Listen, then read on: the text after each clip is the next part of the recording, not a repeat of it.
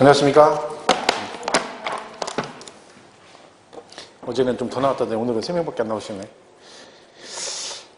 중개사 공부를 할 때 학교 가시려면 제일 기본이 뭐냐면 출석입니다. 그러니까 수업을 빠지면 안 됩니다.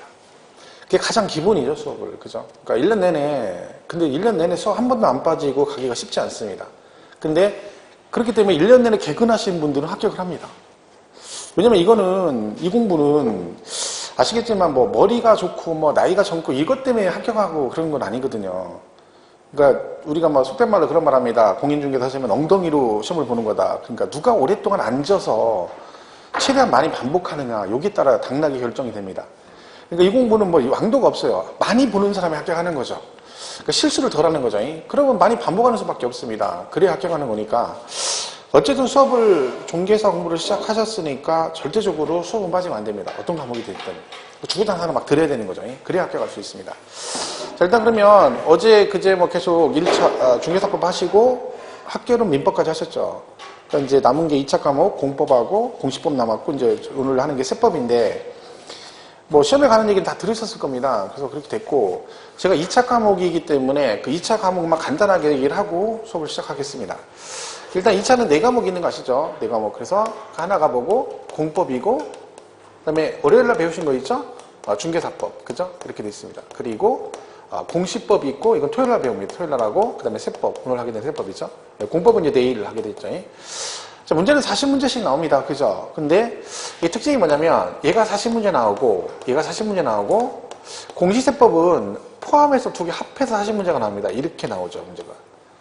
그렇게 해서 실제 시험은 120문제를 봅니다. 2차는. 그죠? 40문제, 40문제에서 24문제, 16문제 이렇게 나옵니다.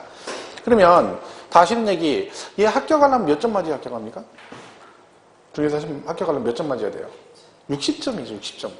그럼 역시 60점이면 여러분 이게 수, 우, 미, 양, 가 할 때 양이죠. 양. 그러니까 내가 지금 뭐 맞으려고 이거 맞으려고 1년 내내 공부하는 거예요. 60점 맞으려고. 근데 이게 참 쉬운 점수는 아닙니다. 근데 중개사 공부를 하시면 알겠지만 이제 내용이 교재 나오니 기본서 나오고 그러면 책이 되게 두껍습니다. 생각보다. 그러니까 되게 어렵죠. 아마 처음 들으셨으면 월, 화, 수 들으시면 3일 동안 들었는데 3일 듣고 난 소감이 야 들을만하다. 끝까지 좀 하면 되겠다. 그리고 수업 들어보니까 할만해. 이런 생각 듭니까? 아니죠. 내가 생각했던 거 틀리죠. 와서 앉아있으니까 아무 생각 없이 앉았다 가는 거예요. 멍 때리고 있는 거죠. 멍 때리고 이러고. 앞에서 뭐라고 막 얘기를 하는데 자기는 내가 이 세상에 제일 자신 있는 언어가 한국어예요. 한국어. 그죠? 근데 조선말이 이해가 안 가는 거야. 그죠? 그런 걸 겪습니다. 왜? 우리 배우는 이 과목 6과목인데 그 중에 5과목이 자, 2차는 저보다 뭐라고 되죠? 끝에 뭐라고 되죠? 법이라고 돼 있죠. 중개사법, 공법, 공시법, 세법입니다. 민법. 다 법이에요. 그러니까 당연히 처음 들으면 무슨 말인지 모르는 게 당연한 거죠. 왜? 이 법률 용어가 이해가 안 가는 거죠. 왜? 처음 보는 얘기들이잖아. 실생활에 쓰지 않는 얘기입니다. 그래서 여러분이 이 중개사 공부 첫인상이 되게 중요해요. 왜냐면 민법을 딱 들었어. 근데 되게 어려워. 그러면 안 됩니다. 어렵다는 얘기는 누가 하는 거냐면 공부 좀 되고 맑게 알아듣는 사람이 어렵다는 얘기를 할 자격이 있는 거야. 여러분은 그런 자격이 안 돼. 왜? 아무것도 모르는데 뭘 어렵다 판단 어떻게 해? 본인이 어려운지 쉬운지 어떻게 알아? 그잖아요. 내가 뭐가 지식이 있어야 판단하는데 여러분 그런 지식이 전혀 없어요. 지금은요. 근데 지식도 없는 사람이 뭐라고 하냐면 수업 한 2번 듣고 나서 얘는 어렵대. 어디서 그런 판단을 해요? 말이 안 되는 거지. 짬밥 싸이걸랑. 그때 가서 어렵니 심리 판단하는 거야. 지금은 어렵다 판단을 제가 아니고 지금 익숙하지 않은 겁니다. 익숙하지가 않은 거죠. 왜? 이런 용어들을 쓰는 용어들이 평상시 사용하지 않는 용어가 계속 나오는데 그 용어를 내가 모른단 말이에요. 무슨 말인지를. 한마디로 단어 뜻을 모르는데 그 내용을 어떻게 이해를 하겠습니까? 그러니까 지금은 무조건 수업을 들을 때 무슨 말인지 모르는 게 정상이에요. 그러니까 3일 동안 수업을 들었는데 지금 아무것도 생각 안 나. 그죠? 그럼 정상인 거예요. 원래 정상은 뭐냐면 듣자마자 잃어버리는 게 정상이에요. 기억하는 게 이상한 거예요. 그죠? 여러분 지금 기억 하나도 안 나잖아. 수업 들었는데. 그죠? 그러면 지극히 정상이라는 얘기죠. 정상인 사람은 다 합격합니다. 그러니까 지금 우리가 배우는 내용들이 앞으로 몇 달, 2달, 길게는 4달 정도는요. 계속 들어도 잘 모릅니다. 이해가 안 가고. 근데 그 과정을 겪지 않으면 이 시험을 합격할 수가 없습니다. 그러니까 앞으로 들으시면 좀 힘드시더라도 그거를 내가 무슨 얘기 모른다고 해서 어렵다 생각하지 말고 아직 내가 여기 익숙해지지 않아서 그런 거구나. 그러면 자꾸 보다 보면 익숙해지겠죠. 그러면 또 적응이 되면 내용도 알게 되고 사람도 똑같잖아요. 처음 만나면 학원에 처음 만났어. 그럼 처음부터 만나자마자 막 반가워서 막 이럽니까? 그러지 않잖아요. 처음엔 어색하잖아. 그러다가 뭐야? 하루 보고 이틀 보고 3일 보고 4일 보면 이제 눈 인사하고 하다 보면 친해지면 언니 오빠 이제 따지고 하는 거 족보 따지고 그리고 그러면 얘네 집에 숟가락이 몇 개 있고 애가 이렇게 가는 거예요. 공부도 똑같잖아요. 처음 접했잖아. 그죠? 그럼 이제 뭐 해야 돼? 어색하지. 그럼 얘랑 어색함을 풀으려면 어떻게 해야 돼? 자꾸 봐야 됩니다. 자꾸. 보면 돼. 그러니까 이거는 뭐 어려운 공부는 아니에요. 사실 이렇게 따지면. 그러면 얘는 보시면 60점인데요. 얘가요. 과목별로 60점을 맞아야 된다 그러면 시험 합격률이 뚝 떨어집니다. 얘도 60점, 얘도 60점 이렇게 맞으면 이거 합격하기 되게 힘듭니다. 그런데 얘는 뭐가 60점이야? 평균 60이에요. 평균 60. 이게 중요한 얘기. 얘 때문에 합격률이 높은 거예요. 그나마. 평균 60이라는 얘기는 전 과목을 다 잘할 필요는 없다는 얘기죠. 그래서 내가 잘하는 과목이 있고 못하는 과목이 있을 수 있죠. 그럼 어떻게 하면 돼요? 평균 60은 맞으면 돼요. 대신 뭘 맞으면 안 돼? 과락 있으면 안 됩니다. 과락. 40점이죠? 16개, 40개 중에. 15개를 맞았다. 그러면 다른 거 100점 맞아도 걔는 무조건 떨어지는 거죠. 그러니까 과락 면하고 그리고 평균 60이 나오면 합격합니다. 그러면 보통 2차 같은 경우 이렇게 4과목인데 그럼 얘가 이제 60점이면 24개잖아요. 평균 24개 맞으면 되는 거죠. 그러면 24개 맞으면 가장 제가 생각할 때는 이제 보면 제일 이상적인 점수가 얘 20개 맞고 중개사법을 30개를 맞고 그죠? 그리고 공시세법에서 세법은 항상 저는 수업할 때 항상 10개를 목표로 합니다. 16개 중에 10개 맞으면 돼요. 뭐 더 이상 맞을 필요도 없어요. 여기 이거 하면 잘하는 거예요. 그리고 여기서 12개 맞으면 돼요. 그러면 요게 딱 몇 개 나와? 24개. 뭐 쉽죠? 100점 맞으는 거 아니죠? 얘 20개 막 반타작하고 요것만 40개 중에 30개 맞고 얘는 반타작 24개 중에 12개 맞고 세법 16개 중에 10개 맞으면 돼요. 그럼 24개 딱 나와. 근데 중개사법은 중개사법 있죠? 얘는요 40개 중에 30개 이상 다 맞습니다. 쟤는 공부를 처음에는 다 힘들죠. 어느 단계만 넘어가면 이건 뭐 35개 만점도 있고 막 그렇습니다. 다른 과목은 거의 불가능한데 얘는 다 맞는 경우도 있어요. 그러니까 2차 과목은 이제 중개사법을 점수를 좀 많이 따야 돼요. 왜? 여기서 많이 따줘야 얘가 뭐를 해? 평균 60 나오기 쉽습니다. 근데 이걸 24개 맞아버리면 되게 60 나오기 되게 힘듭니다. 왜? 그럼 다른 과목이 더 맞아야 되는데 그게 쉽지가 않아요. 그러니까 나중에 공부해보시면 알아요. 중개사법을 좀 잘하시면 2차 과목 의외로 쉽게 합격합니다. 과락만 면하면. 그러면 얘 반타작하고 얘가 제일 어려워요. 내일 하는 건데 공법이. 양이 많아요. 어려운 게 아니라. 양이 많죠. 이 책이 두꺼우니까. 외울 것도 많고. 그러니까 당연히 우리가 생각할 때는 어렵다고 느끼는 거죠. 여러분 어려운 건 뭘 어렵다고 하냐면 제가 여기서 이제 뭘 하나 설명을 해요. 근데 똑같은 내용을 제가 5번을 설명했어요. 계속해서. 근데 그런데도 그게 무슨 얘기인지 몰라. 그럼 어려운 거예요. 그거는. 그죠? 그런 걸 어렵다고 그러는 거지. 들을 때는 잘 들으면 뭔 얘기인지 들을 때는 뭐 아는 것 같아. 근데 그 다음에 지나가면 몰라. 그럼 기억을 못 하는 거지 어려운 게 아니죠. 그러니까 실제로 어려운 과목 없는 거예요. 사실은요. 들을 때 잘 들으면 한 사람이 만든 거니까 다 이해하게 돼 있어요. 우리가. 근데 기억을 못 하는 거야. 그러니까 얘도 내일 들으면 알겠지만 어렵다 생각할 필요 없어요. 얘 양만 많은 거야. 근데 얘는 양이 많다 보니까 여기서 많이 맞기가 쉽지 않습니다. 왜? 외울 게 너무 많으니까. 그죠? 그러니까 반타작하면 잘하는 거죠. 그러면 이 공시법 같은 경우는요. 토요일날 할 텐데 이게 2개로 나왔어요. 등기법하고 지적법이 있어요. 그래서 이게 12개씩 이렇게 나와요. 12개씩. 그죠?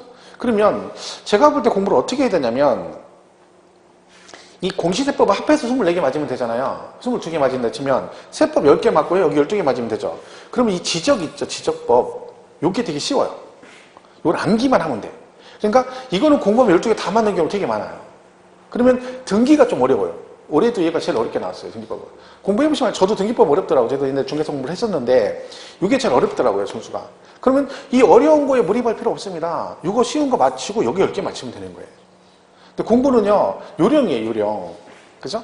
그러니까 공부를 무조건 열심히 한다고 잘하는 거 아니에요. 합격하는 게 아니에요. 무엇을 열심히 하느냐가 되게 중요하죠. 근데 여러분은 그러면 나는 열심히 할 수 있어. 근데 무엇을 열심히 할지는 모르죠. 그거는 앞에서 선생님들이 다 알려주는 거예요. 그러니까 이 공부는요. 다른 사람 얘기 들을 거 없어요. 학원에서 하는 거하고 선생님 말만 들으면 돼요. 그 담당 과목 선생님 얘기만 듣고 가면 돼요. 근데 저는 1년 내내 그 얘기를 참 많이 하거든요. 수업 시간에도. 근데 소용없습니다. 말을 안 들어. 그럼 결과적으로 말을 안 듣고 나면 꼭 시험에 떨어져요. 그럼 그때 가서 그때 할 걸 이런 얘기를 해요. 답답한 얘기죠. 생각을 해보세요. 우리는 짬밥이 이 강의만 막 15년, 20년 했어요. 그러면 똑같은 패턴을 1년 내에서 10몇 년씩 한 사람인데 다른 건 몰라도 이 부분은 여러분보다 훨씬 우리가 전문가 아닙니까? 그럼 내가 한두 해도 아니고 매년 그 똑같은 걸 겪었어. 그러니까 패턴을 알아요. 그러니까 선생님들 그걸 아니까 답답하니까 그걸 고쳐주려고 되게 노력을 많이 해. 중간에 막 얘기를 해줘. 근데 소용없어요. 왜 이렇게 정신력이 강한지 쓸데없이 정신력이 강해가지고 세뇌가 안 돼. 세뇌가. 아무리 얘기해도 세계의 경일기야. 그냥 너는 너고 나는 나다 이거야. 그러려면 집에 가서 혼자 공부하지 몰라 학원에 가서 그냥 답답하게 앉아있는 거야. 그런 걸 잘 받아들이는 사람이 합격을 하는 거예요. 그리고 주변에 있는 얘기를 들으지 마세요. 남 얘기 들을 거 없고. 학원 다니다 보면 또 막 수강생이 많아지면 뭐 주변에 재수하신 분도 있고 물론 다 그런 건 아니에요. 근데 걔 중에 막 본인 얘기를 해가지고 야 이건 하면 안 돼 이런 얘기 막 해요. 그런 거 듣지 마. 학원에서 하는 얘기하고 선생님 얘기만 들으면 돼요. 그럼 무조건 합격이에요. 이 시험은 붙어야 되는 거예요. 1년 공부하면. 그러니까 무조건 붙게 돼 있는 거야. 근데 왜 떨어져? 가장 큰 원인은 뭐겠어요? 시험에 떨어진 원인이. 누구한테 원인이 있어? 선생님이겠어요? 학원이겠어요? 본인이겠어요? 자기 자신이 제일 문제입니다. 여기서 아무리 열변을 토해도 본인이 공부를 안 하면 시험 없습니다. 왜 시험을 제가 보는 게 아니잖아요. 근데 당사들이 공부를 안 해요. 그러니까 시험이 안 되는 거야. 근데 이런 게 있어요. 난 되게 열심히 했다는 거야. 그렇게 해요, 와서. 좀 되게 열심히 했는데 점수가 안 나오는데. 그럼 물어봐요. 그럼 그 열심히란 말이 그럼 하루에 도대체 몇 시간을 공부했습니까? 라고 물어보니까 뭐라고 하냐면 자기는 수업 듣고 나서 나 혼자 도서관에 가서 한 3시간 공부한대. 매일같이 이렇게 했대. 그리고는 뭐라고? 되게 열심히 했대. 본인은 열심히 한 거예요. 근데 이건 열심히가 아니에요. 왜? 이 정도 공부해서 합격 못 해요. 그러니까 자기 기준으로 열심히 한 거예요. 자기 기준으로. 그렇잖아요. 저 같으면 저는 공부를 이렇게 앉아서 하는 게 잘 안 맞거든. 저는 체질이. 그러면 제 입장에서는 1시간만 공부하면 저는 진짜 열심히 한 거예요. 제 기준으로는. 왜? 나는 10분, 20분 앉아있으면 막 스트레스 받거든요. 저는요. 막 2시간 지난 것 같아 시계 보면 10분밖에 안 이런 스타일이거든. 그러니까 내가 1시간을 공부했으면 되게 열심히 한 거죠. 나는 열심히 한 거예요. 근데 시험은 떨어지죠. 왜?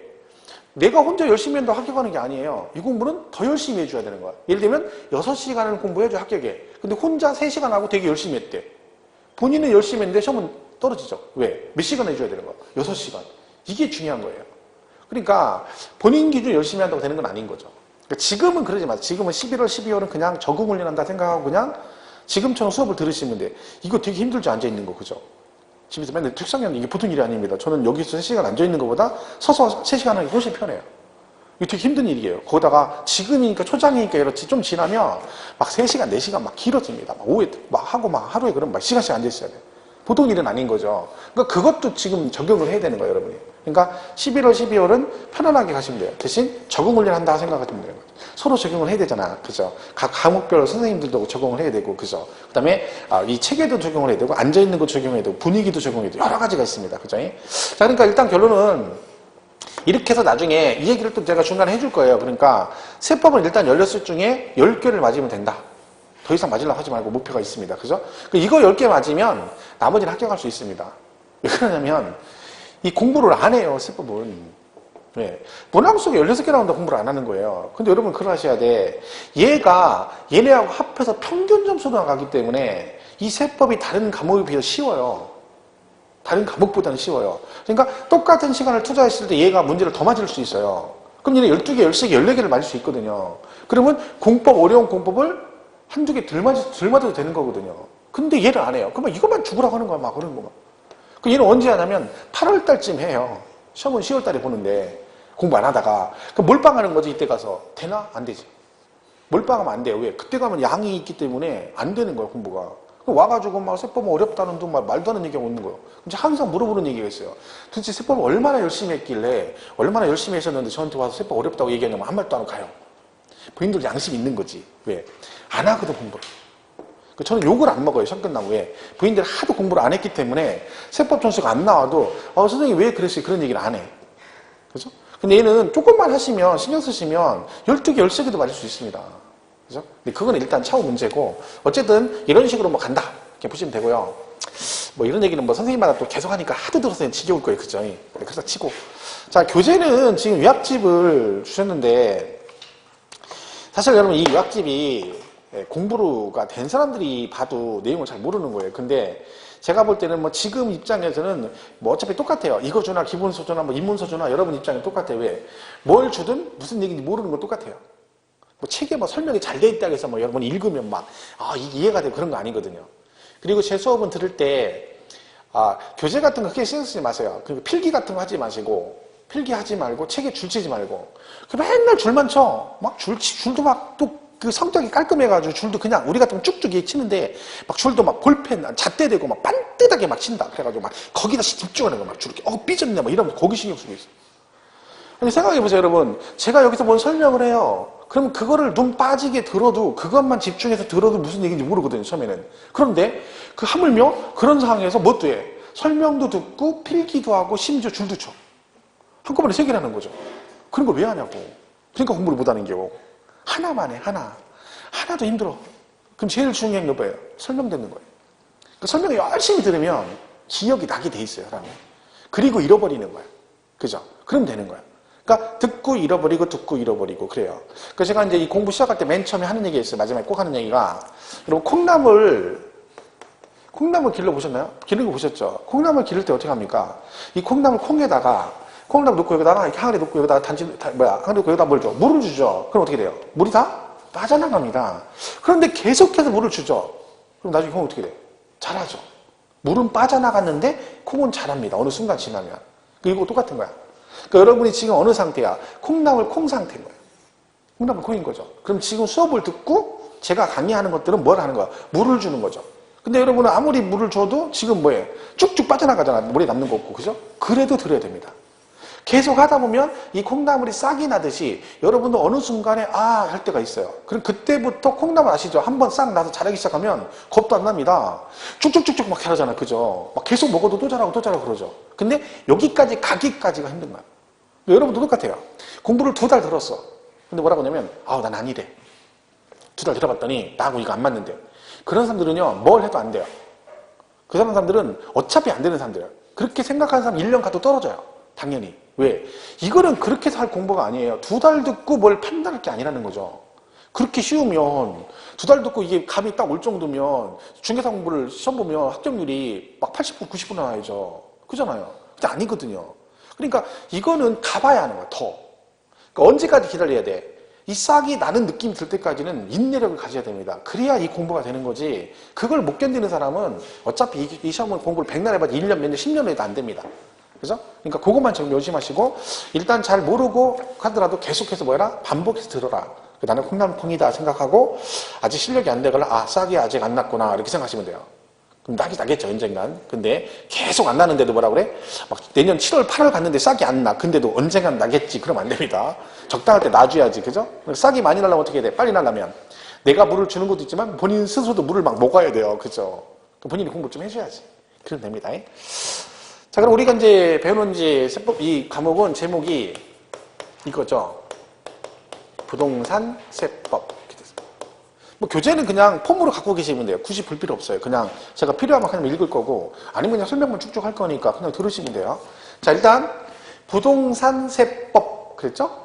자, 우리 앞으로 배울 때 우리 교재 내용에서 이 세자가 나오면 항상 뭐다? 세금을 말한다. 세금. 이것 좀 있어 보이게 조세 그러기도 해요. 조세라고도 하고, 그냥 조세 그러면 좀 어렵잖아요. 그럼 뭐라고 하면 돼요? 우리는 그냥 세금을 말하는 거다. 이렇게 생각하시면 돼요. 근데 이 세금의 종류가 많습니다. 그러니까 우리가 몰라서 그러지 세금이 관세 빼고 24개나 돼요. 그러니까 국가나 지방자치도 걷어가는 세금이 24가지가 있다는 거죠. 그럼 그 24가지 세금을 다 배우는 건 아니에요. 왜? 이걸 뭐로 다 배워요? 자, 공인중개사가 하는 일이 무엇을 중개하는 걸 주로?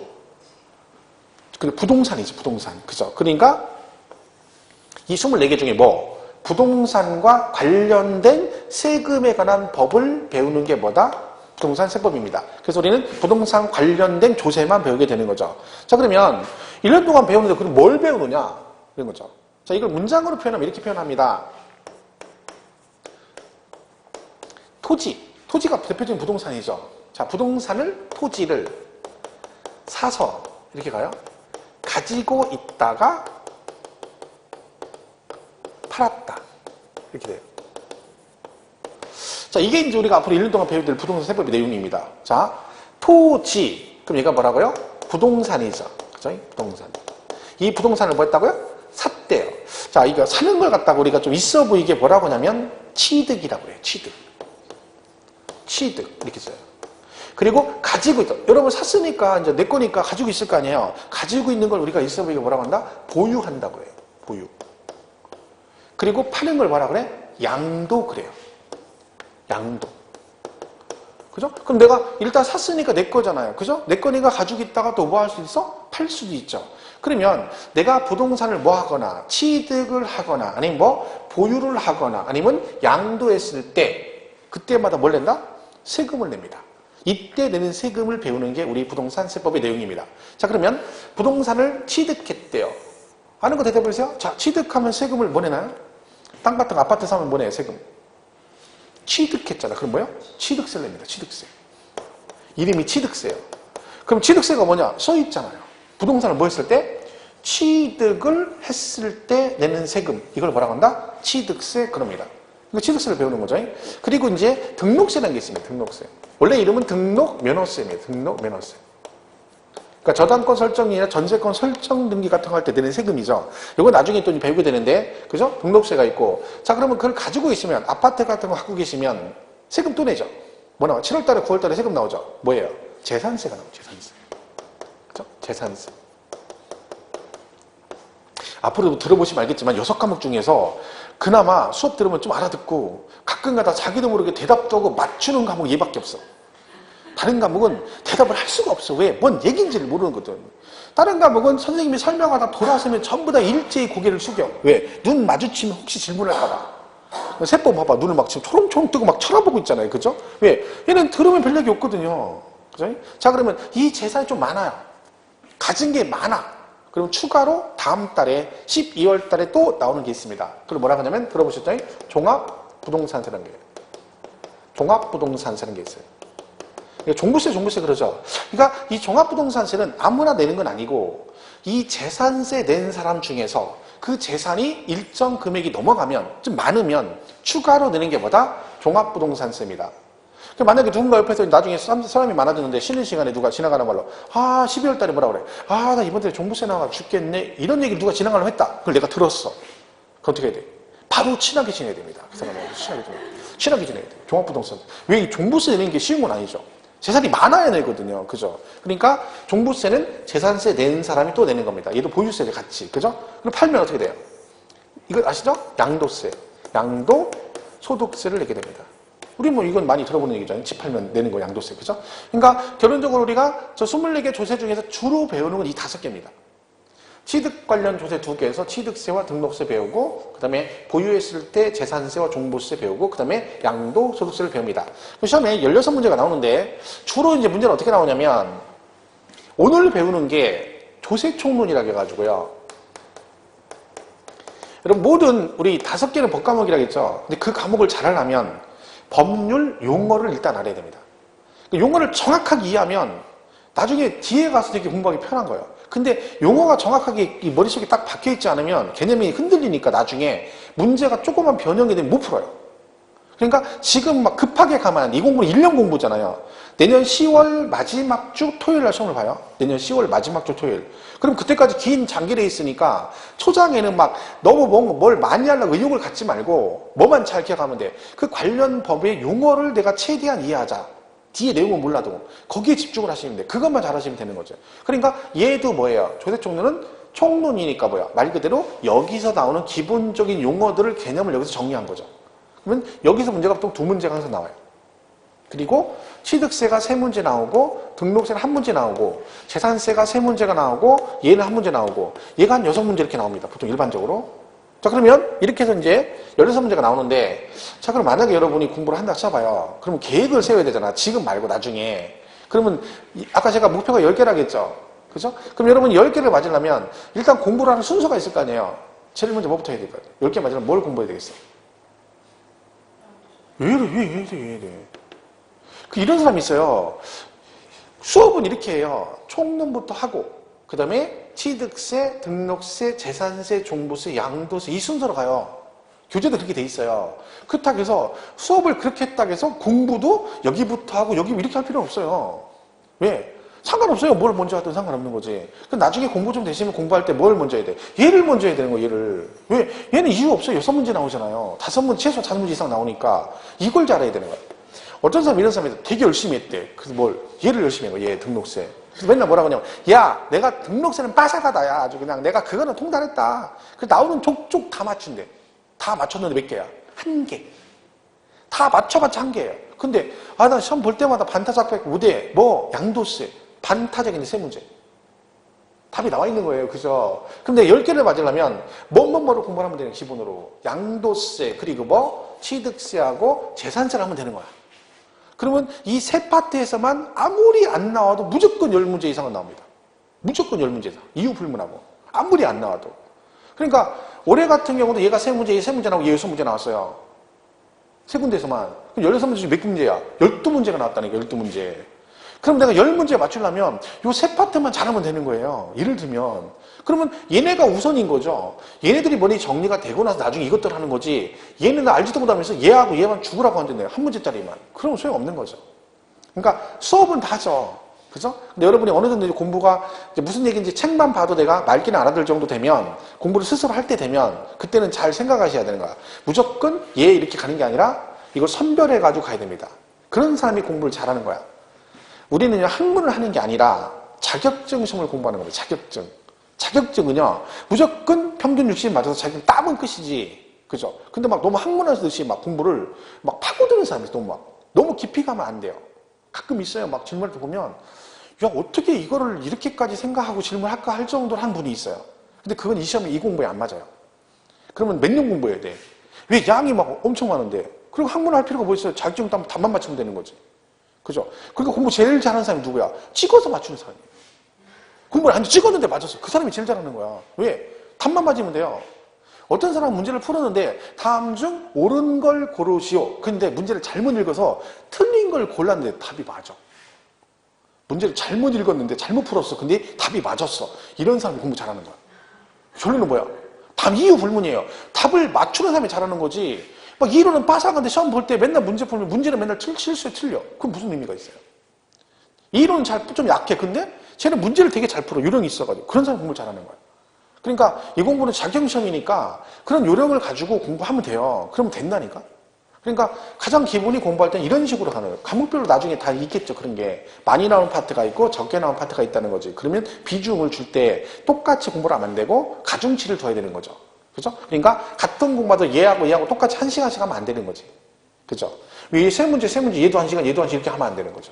그러면 얘는 1시간 반, 얘는 30분, 얘도 1시간 반, 30분 이런 식으로 가중치를 두는 게 맞습니다. 처음에는 아예 공부할 때 나중에 이거부터 하는 거지 그냥. 얘는 제끼고 얘는 수업만 듣고 요 3개 위주로 간다. 이런 식으로 이런 것 하시면 돼요. 요거는 나중에 이제 공부하시면서 제가 말씀을 드릴 거예요. 어쨌든 우리가 앞으로 배우게 된 부동산세법 내용은 이 5개가 주가 된다. 취득세, 등록세, 그리고 갖고 있으면 재산 갖고 있으면 되고 종합부동산세 이름이 종합 뭐라고 됐어요? 부동산세 그랬죠. 그럼 벤츠 갖고 있으면 비싸잖아요. 종합부동산세 내겠어 안 내겠어?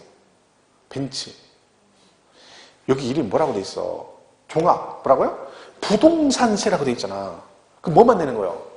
부동산만 낸다는 거예요. 부동산. 이름이 부동산세잖아요. 그러니까 얘는 부동산만, 벤츠 부동산 아니잖아. 그죠? 그러니까 부동산 갖고 있는 걸 합해서 세금이 나오는 거다. 그래서 이름이 종합부동산세예요. 얘가 이름이 양도소득세잖아요.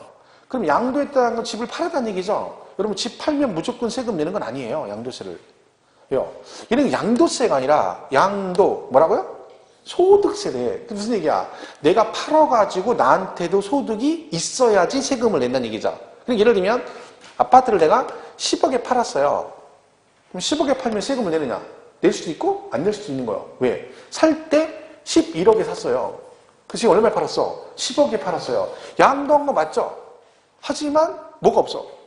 차익이 없잖아. 손해보고 팔았잖아. 그 남는 게 없잖아요. 세금 낸다 안 낸다? 안 냅니다. 왜? 소득이 없잖아. 그러니까 이름이 다 그거예요. 취득세는 취득했을 때 내는 거고, 등록세는 등기할 때 내는 거고, 재산은 그 재산을 보유했을 때, 종합부동산은 그 중에서 뭐 부동산만 따로 종합해서 과세가 되는 거고, 양도소득세는 양도했는데 소득이 발생했을 때 내는 세금이 뭐다? 양도소득세. 이 5개를 배웁니다. 자, 그래서 이걸 앞으로 이제 주장창 1년 내내 배우는 거죠. 이게 이제 부동산세법의 내용입니다. 자, 오늘 배울 건 그럼 뭐냐면 이 중에서 뭐라고요? 조세총론 그래가지고 용어 정의를 배웁니다. 맨 먼저 나온 게 뭐냐면 이 세금의 정의입니다. 세금의 정의. 그러니까 세금은 무엇을 세금이라 하는 용어 정의가 나옵니다. 자, 그럼 첫 번째 이게 뭐 있어요? 세금을 누가 부과할 수 있냐면 국가하고 지방 자치단체만 세금을 부과할 수 있습니다. 누구만요? 국가하고 지방자치단체. 이 말은 얘네들이 부과해서 얘네들이 가져가는 거죠. 그러니까 얘네들이 부과하는 것만 뭐라고 얘기를 해? 조세, 세금이라 한다는 얘기죠. 그죠? 그러면 수도세, 전기세는 세금일까 아닐까? 전기세는 세금일까 아닐까? 전기세는 세금이 아니에요. 그럼 지금 생각이 너무 깊어지죠? 자, 제가 지금 세금은 누구만 부과할 수 있다고? 국가와 지방자치단체만 부과할 수 있다고 그랬잖아요. 그러면 얘가 국가 지자체가 부과하는 것만 뭐라고 한다? 조세, 세금이라고 한다니까요. 그러면 전기세는 세금이 아니에요. 전기세 누가 걷어가? 생각을 너무 많이 하면 안 된다니까. 설마 지금 머릿속에 뭐라고 대답 안 하면 설마 한전은 아니겠지. 걔가 답이야. 전기세는 한전에서 걷어가지. 한전에서. 한국전력 모르세요? 거기서 걷어가잖아. 그럼 한국전력이 국가나 지방자치단체가 아니죠. 지방자치단체는 뭘 말해요? 특별시, 광역시, 도, 그리고 뭐 시, 군, 구. 얘를 지방자치단체라고 하죠. 그러니까 전기세는 세금이 아닌 거죠. 왜? 국가 지자체가 부과해서 가져가는 게 아니잖아요. 걔는 한국전력에서 걷어가는 거죠. 걔는 그러니까 뭐라고 해야 되는 거야? 전기 요금이 원래 맞는 거죠. 그러니까 우리가 실질적으로 만약에 이게 공공장소에 공공적으로 뭘 쓸 때는 문장을 쓸 때는 전기세라고 표현하지 않습니다. 뭐라고 얘기해? 전기 요금, 수도 요금 그러지 수도세, 전기세 그러진 않습니다. 근데 우리가 보통은 뭐라고 써요? 전기세라고 합니다. 전기세라고. 저도 전기세라 하고. 그러니까 괜히 또 오늘 배웠다고 사람은 역시 배워야 돼 그래가지고 오늘 집에 갔는데 앞집에 영희 엄마가 뭐라 그래? 집에 오늘 전기세 얼마나 왔어? 그랬더니 저런 무식한 옆에네 같으니 사람은 배워야 된다고. 전기세가 아니라 걔는 전기요금이라고 한다고. 이런 얘기 할 필요 없습니다. 왜? 나도 전기세라고 써요. 왜? 처음에는 안 물어봐 그거는. 중요한 건 뭐다? 세금은 누구만 부과할 수 있다는 거요? 국가하고 지방자치단체만 할 수 있습니다. 얘를 우리가 뭐라고 표현하냐면 과세 주체 그런 표현 씁니다. 이걸 한문이죠. 그대로 가면 돼요. 세자는 뭘 말한다? 세금을 부과하는 과세, 부과하는 주가 되는 단체다 그런 뜻이죠. 그러니까 세금을 부과할 수 있는 주가 되는 단체, 그걸 뭐라고 그래? 과세 주체 그래요. 그 과세 주 누구를 말한다? 국가와 지방자치단체를 말한다 그런 얘기죠. 그러면 지자체는요, 특별시, 광역시, 도가 있고 또 뭐가 있어요? 시, 군, 구가 있다는 얘기죠. 그러면 얘네들이 부과하는 세금도 있고 얘네가 부과하는 세금도 있다는 뜻입니다. 그럼 아까 우리 5개 세목 중에서 취득세가 여기에 들어갑니다. 그리고 재산세는 여기에 들어가요. 대표 주장. 자, 그럼 이 얘기를 한번 해볼게요. 자, 지금 이 건물이 원주시에 있죠. 학원 건물이. 이걸 취득을 했어. 그럼 취득세를 내야 되죠? 자, 그럼 이 취득세는 누가 가져갈까요? 누구? 원주시예요? 강원도예요? 강원도예요, 강원도. 왜? 취득세는 무슨 세라고요? 특광도세라니까? 그러니까 얘네들이 부과해서 얘네들이 가져가는 거예요. 그러니까 원주시 물건을 취득을 하더라도 결국 취득세는 누구 재정으로 들어가? 강원도 재정으로 들어가고, 예를 들면 평창에 있는 건물 샀다? 마찬가지예요. 취득세는 누가 가져가? 강원도 재정으로 들어간다. 이게 그런 뜻이에요, 이게. 그죠? 그럼 얘는요, 그럼 이 건물이 지금 원주시에 있잖아요. 그럼 갖고 계시면 취득세는 강원도에 내있어요. 갖고 있으면 뭐가 나와? 재산세가 나오죠. 이 재산세는 강원도 재정으로 들어가냐? 원주시 재정으로 가느냐? 누구가 나간다? 원주시 재정으로. 왜? 재산세는 무슨 세라고요? 시, 군, 구세라는 뜻이죠. 그러니까 시, 군, 구 재정으로 들어간다. 그런 뜻입니다. 그러니까 재산세는 물건 소재지 각 시군구 재정으로 들어가고 취득세는 특광도 재정으로 들어간다. 그런 뜻입니다. 그럼 여기서 구 있죠, 구. 이 구는 우리가 서울의 수도권의 대도시 보면 예를 들면 수원시 이런 데는 광역시는 아니지만 시가 굉장히 크죠. 그러니까 수원시, 팔달구 이런 게 있고요. 안산시, 단원구 이런 식 구가 있습니다. 여기서 말하는 구는 어떤 구를 말하느냐?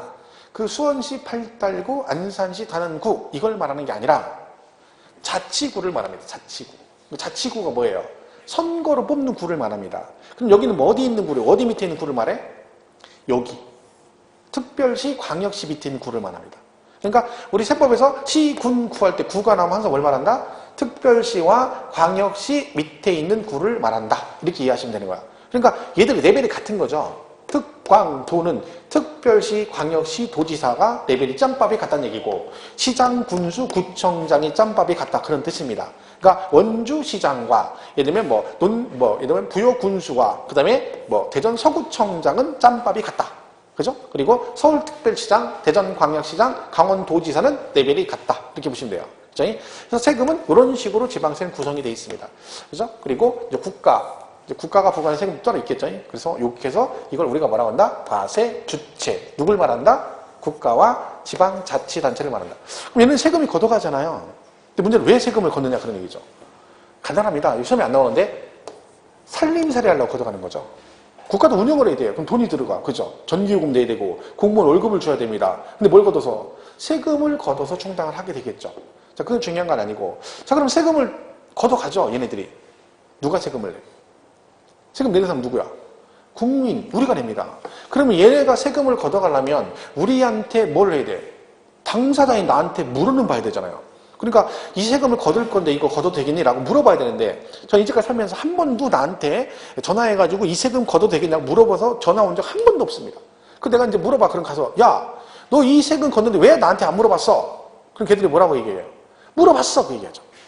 나한테는 안 물어봤는데 걔는 뭐라고 그래? 물어봤다고 얘기합니다. 누구한테 물어본 거야? 직접 못 물으니까 누구 있어요? 우리 있죠? 우리 국민을 대표하라고, 나를 대표하라고 내가 열심히 뽑아준 누구? 그것도 많이 들어봤죠? 무슨 의원? 국회의원. 그죠? 이 국회의원이 우리가 뭐 하는 거예요? 나를 대표해서, 우리를 대표해서 네가 저기를 하라고 뽑아줬는데, 얘는 국회의원이 아니죠? 왜? 그렇게 뽑았는데 맨날 지네 저기만 해서 뭐 얘기 하나만 하죠. 지금도 아무 이 민생은 안 들어보고 맨날 싸움만 하고 걔는 하는 일이 그거죠. 전공이 뭐예요? 싸우는 거죠. 그러니까 국회의원은 딱 저 같은 사람이 국회의원 하면 돼요. 왜? 일단 액면이 좀 약간 대가 되잖아. 이런 액면이 국회의원 감이에요. 그죠? 그리고 약간 이게 몸집이 약간 있어야 돼. 왜? 싸워야 되잖아. 국회의원이 뭐만 해? 인상 험하고 욕 좀 하고 그다음에 이 몸집에서 몸싸움만 잘하면 국회의원입니다. 그럼 내가 딱이거든. 우리 시켜주면 잘할 자신 있어요. 뭐 하면 돼? 앉아서 국회할 때는 앉아서 뭐 하면 돼? 컴퓨터 갖다 놓고 게임하고 있으면 되죠. 게임하면 되죠. 게임하고 끝날 때까지 게임하다가 좀 피곤하면 졸다가. 그죠? 그리고 이제 가는 거야. 그리고 싸울 일이 있으면 가서 또 한번 몇 머리 피피주고. 그죠? 힘들면 외국 나가서 또 좀 쉬었다 오고. 세상 펴는 게 국회의원이죠. 반복하는 일이 없잖아. 그리고 세비는 1년에 몇 억씩 받아가고 그죠? 웃기는 거죠. 아마 우리나라에서 아마 그 투표해가지고 제일 필요 없는, 없어도 되는 직업 딱 하면 1등, 그럼 얘가 1등일 거야. 그죠? 마찬가지죠. 시군 의원들도 다 필요가 없는 거죠. 필요는 있겠지. 근데 지휘를 안 하니까 문제인 거죠. 그러니까 국회는 입법기관이잖아요. 그죠? 입법기관. 그죠? 그러니까 뭘 하는 거예요? 법률을 제정하는 기관이다. 그런 얘기죠. 그러니까 얘한테 물어보라는 얘기는 결국 무슨 얘기야?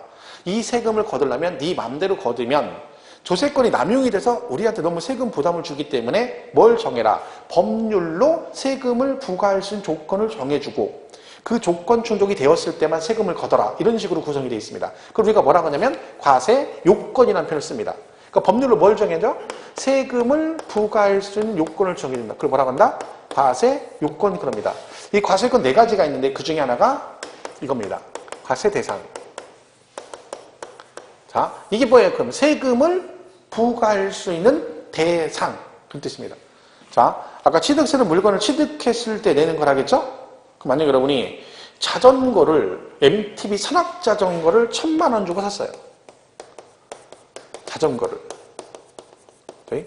자, 그러면 1000만 원짜리 취득한 거죠? 얘는 취득세 낼까 안 낼까요? 취득세. 따르릉따르릉 자전거 있잖아. 세발 자전거를 샀어. 1000만 원 주고. 취득세 내 안 내? 안 냅니다. 이거 세금 내시면 큰일 나는 거죠. 돌려달라고 해야 돼. 자, 근데 1000만 원짜리 자동차를 샀습니다. 취득세 내야 안 내요? 냅니다. 잘 모르시죠? 왜 모르냐면 사긴 샀는데 내가 직접 안 내고 영업사원이나 중간에 등록비 달라고 하잖아요. 그 등록비가 취등록세입니다. 그래서 여러분 가끔 가다가 연말 같은 데 보면 가끔 어떤 때 보면 프랜카드 붙잖아요. 그럼 뭐요? 경차 사면 올해 말까지 경차 사면 뭐 취득세 면제, 100% 면제 이런 거 나오잖아요. 왜? 자동차 사시면 취득세를 내야 되거든요. 자, 보세요. 차를 샀어요. 그럼 취득세 내죠. 자, 그 이거 갖고 있으면 재산세 낼까 안 낼까? 재산세. 자동차를 가지고 계시면 재산세 낼까? 재산세 내야 안 돼? 재산세. 재산세를? 재산세를 내? 그냥 보면 대부분 뭐라고 하냐면 속으로 머리가 떠올라. 자동차세를 떠올리죠. 자동차세. 나는 뭐 물어봤는데? 난 지금 내가 뭐 물어봤어? 재산세 물어봤는데 대답은 뭐라고 그래? 자동차세를 낸대. 자동차세 냅니다. 근데 저는 우리가 자동차세를 안 배우죠. 중개업자가 왜 자동차세를 배워요? 저는 뭘 물어봤어? 재산세. 재산세를 안 냅니다. 그죠? 그럼 종합부동산, 벤츠야. 아까 종합부동산세 낸다고 해서 안 낸다. 안 낸다겠죠? 자, 팔았어. 속 시끄러워서 팔았어. 자동차 팔면 양도세 낼까 안 낼까요? 차 팔고 세금 내? 안 내요. 자, 그럼 잘 보세요. 자동차는 취등록세를 냅니다. 근데 재산세, 종부세, 양도세를 안 냅니다. 자, 그러면 여기 땅을 샀어. 취득세 내죠.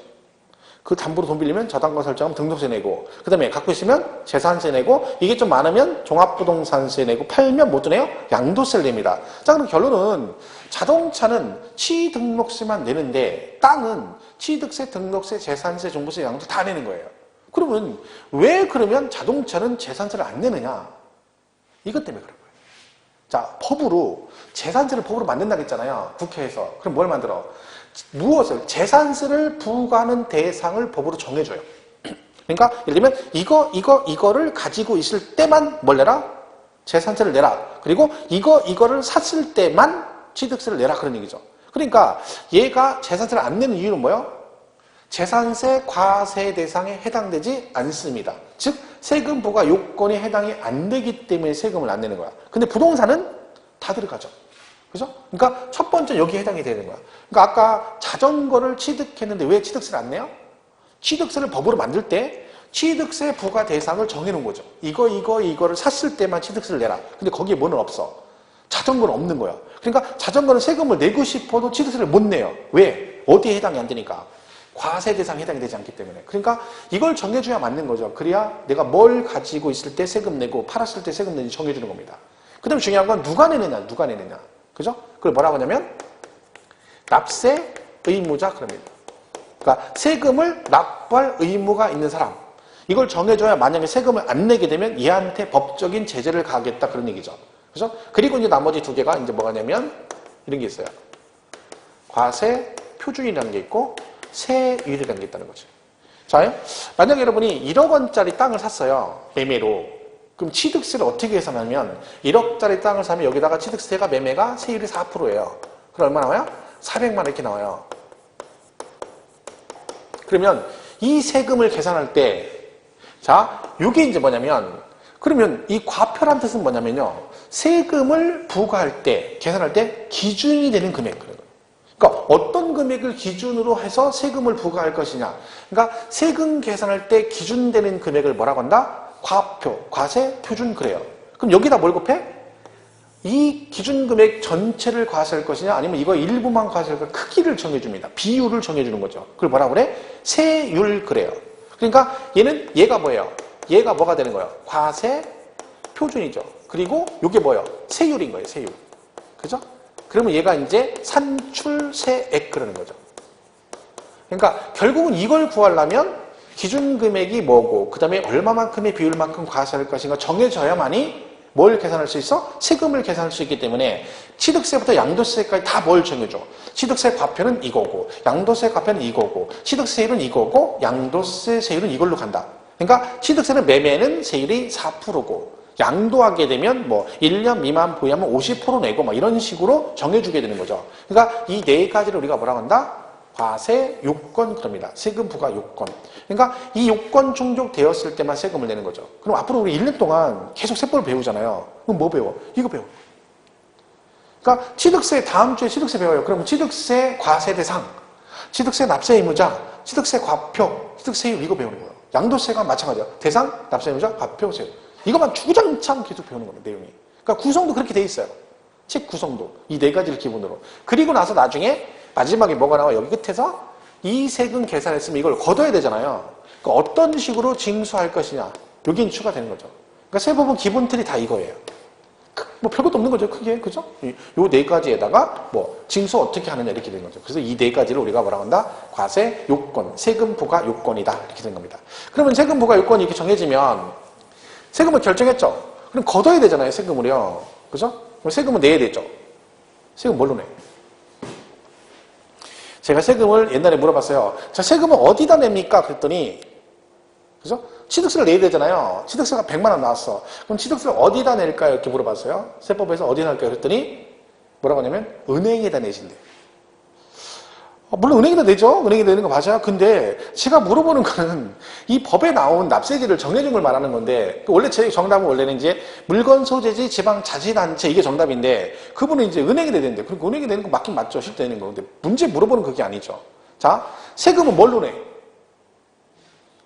그때 뭐라고 하냐면, 지로로 낸대, 지로로. 아, 맞는 얘기죠, 지로. 그죠? 지로 내죠, 지로 나오죠. 그죠? 현찰로 내죠. 그죠? 원래 세금은 현찰박치기입니다. 그죠? 현금으로 해요, 현금으로. 근데 이제 현찰박치기죠. 근데 법을 만들 때 조세는 세금은 현찰박치기로 내야 된다. 이렇게 되면 이해는 굉장히 빠르죠. 근데 없어 보이잖아. 그래서 뭐라 그래? 있어 보이게 세금은 뭐? 금전납부. 이렇게 해요. 금전으로 내야 돼요. 그래서 잘 보세요. 금전납부를 이렇게 나와요. 원칙으로 한다 이렇게 나와요. 자, 여러분 이걸 잘 보셔야 돼요. 나중에 이게 되게 단순한 얘기인데 이걸 갖다가 이해를 잘 못하면 문제를 틀릴 수 있어요. 자, 그냥 이렇게 낼 수 있잖아요. 조세는 금전으로 납부하여야 한다. 이런 끝이잖아요. 근데 그 뒤에 뭐라고 붙였어? 금전 납부를 원칙으로 한다는 말이 들어갔습니다. 이 말이 왜 들어갔을까요? 뭐가 있다는 얘기야? 원칙이라는 말 썼다는 얘기가 뭐가 있다는 얘기야? 어렵죠? 제가 질문한 거 말했죠. 제가 질문 혹시 하게 되면 일단 부담은 갖지 마세요. 제가 지금 자꾸 물어보는 건 제가 습관적으로 내 그냥 버릇대로 하는 거지 여러분한테 뭘 기대하고 물어보는 게 아니니까 굳이 거기에 기대에 부응하려고 머리를 굴리지 마. 그냥 제가 자 이게는 원칙이 있다면 뭐가 있다는 얘기가 그럼 뭔지 몰라. 그러면 내 그냥 신경 쓸 거 없어요. 근데 혹시 머릿속에 대신 생각할 때 너무 깊이 생각하면 안 돼. 나는 어려운 걸 안 물어봐요. 앞으로 보시면 알겠지만 왜? 어려운 거 물어보면 서로 곤란하잖아요. 물어본 나도 뻘쭘하고 대답 못하는 여러분도 뻘쭘하고 서로 관계가 안 좋아져. 나는 어색한 거 되게 싫어하거든요. 그래서 여러분이 부담 가는 얘기는 안 물어봐, 아예 자체로. 조금만 어려운 거 지금 뭐 단순하게 물어보는데 갑자기 막 고민하고 눈이 막 이렇게 하고 막 생각하는 거야. 설마, 그죠? 그 설마가 답이죠. 뭐가 있어? 이 말이죠. 그러니까 예배가 없으면 원칙이란 말 안 써요. 그죠? 왜? 이거밖에 없어. 그럼 그냥 이걸로 한다. 그럼 끝이에요. 근데 이 말이 들어간다는 얘기는 이거에 예배 규정이 있을 때만 뭔 말을 쓴다? 원칙이란 말을 반드시 쓰게 돼 있습니다. 그러니까 그러면 금전으로 내는 거 말고 다른 걸로 세금을 내는 경우도 있다는 뜻이죠. 그 예배. 그럼 여러분 우리가 문제 같은 거 풀 때 보통 원칙과 예배가 있으면 시험 나올 때 보통 뭘 많이 내겠어요? 원칙을 많이 내겠어요? 예배를 많이 내겠어요? 원칙을 많이 내겠어요? 예배를 많이 내겠어요? 예배를 보통 많이 내죠. 왜? 예배를 안다는 얘기는 원칙은 당연히 안다는 얘기죠. 우리가 공부할 때 원칙 공부한 다음에 예배를 공부하잖아요. 근데 보통 시험은 왜 예배를 많이 물어봐요. 자, 그러면 얘는 원칙은 금전 납부래. 그럼 예배가 있다는 거. 예배가 뭐냐면 이런 게 있어요. 자, 이거 그대로 해석해보세요. 단순무식하게 해석해봐요. 세금은 뭘로 낸다? 이 물이 뭐겠어? 그 물 아니에요. 그 물. 그 물 이거 아니에요. 평창 무슨 수 이거 아니고. 그죠? 이건 뭘 얘기하는 거야? 물건. 그 얘기죠. 그럼 세금을 뭘로 낸다는 거야? 현찰이 아니라 물건으로 대신 내는 거다. 물납 그래요. 자, 그러면 얘는 뭐겠어? 그래요. 나눠서 내는 거 분나. 어려운 게 아니라니까요. 그냥 가면 된다니 그대로. 물납은 물건으로 세금을 내는 거고 얘는 분납은 세금을 나눠서 내는 걸 말합니다. 그러니까 원칙은 금전으로 내야 되는데 예배적으로 뭘로? 물건으로 세금을 대신 내는 경우도 있다. 그런 뜻이죠. 그러니까 원칙은 금전 납부인데 예배고 물납이 있다. 이렇게 되는 거죠. 그리고 실제적으로 시험 볼 때 이건 잘 안 물어보죠. 당연한 얘기니까. 그 나오면 뭘 나와? 이게 나오죠. 물납에 관한 얘기가 이제 처음에 각 파트별로 잘 나옵니다. 그죠? 정리하면 이런 거죠. 그러니까 조세는 결국 누가 부과할 수 있다? 국가와 지방자치단체만 부과할 수 있는데 얘들이 부과할 때 법률로 국회에서 세금 부과 요건 4가지를 정해준다. 그렇죠? 대상을 정해주고 과세 대상 누가 낼 것이냐 납세 의무자 정해주고 세금 계산할 때 기준되는 금액이 뭐냐 과세 표준 정해주고 비율을 정해줍니다. 세율 그죠? 그리고 세금 부과할 때 세금 뭘로 낸다? 현찰 금전 납부를 원칙으로 한다. 그럼 예배가 있다. 그게 뭐다? 물납이라는 게 있다. 물납은 세금을 뭘로 내는 거다? 물건으로 대신 세금을 내는 거다. 이게 우리가 이제 배우게 될 조세의 정의다 이렇게 볼 수 있습니다. 그래서 이것들은 뭐 굳이 외우려고 할 필요 없습니다. 그냥 이런 거 듣고 들었을 때 그런 얘기구나 끄떡끄떡하면 끝나는 거야. 그럼 이제 쉬겠죠 지금 잠깐. 그죠? 쉬고 나서 10분 쉬고 나면 다음 시간 되면 생각 안 나겠죠? 그럼 뭐다? 정상이다. 그렇게 생각하면 됐죠? 잠깐 쉬었다가 이어서 가도록 하겠습니다.